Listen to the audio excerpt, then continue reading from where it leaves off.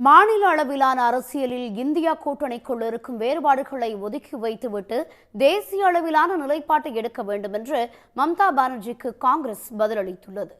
முர்ஷிதாபாத்தில் நடைபெற்ற கூட்டத்தில் பேசிய மேற்குவங்க முதலமைச்சர் மம்தா பானர்ஜி காங்கிரஸை கடுமையாக விமர்சித்திருந்தார்.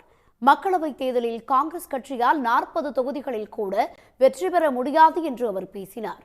நாடு முழுவதும் பாஜக முக்கிய எதிர்க்கட்சியாக இருக்கும் 300 இடங்களில் போட்டியிட தாம் முன்மொழிந்ததாகவும் ஆனால் அதனை ஏற்க காங்கிரஸ் மறுத்துவிட்டதாகவும் அவர் தெரிவித்திருந்தார். ராகுல் காந்தியின் மேற்குவங்க பயணம் குறித்து கூட காங்கிரஸ் தலைவர்கள் தன்னிடம் தெரிவிக்கவில்லை என்றும் அவர் குற்றம் சாட்டினார். இந்நிலையில் ஜார்க்கண்டில் பேசிய காங்கிரஸ் பொதுச் செயலாளர் ஜெய்ராம் ரமேஷ் மம்தா தேசிய அளவிலான நிலைப்பாட்டை எடுக்க வேண்டும் என்றார்.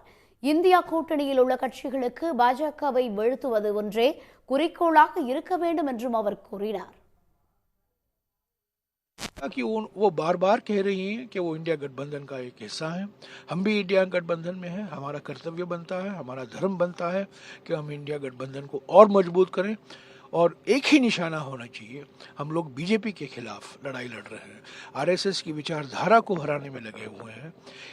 जो आपस मतभेद है राज्य के स्तर को राजनीति को लेकर उसको थोड़ा पीछे हटाकर हमें राष्ट्रीय नजरिया लेना है, क्योंकि इंडिया गठबंधन राष्ट्रीय स्तर के लिए है, लोकसभा चुनावों के लिए है, विधानसभा चुनाव के लिए नहीं है.